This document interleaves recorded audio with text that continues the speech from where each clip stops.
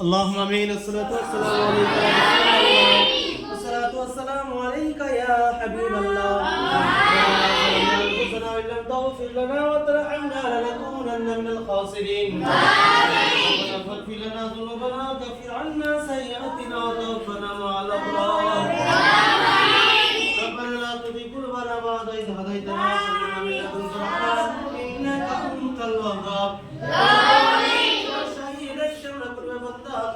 হাত উলট তোরণ করেছি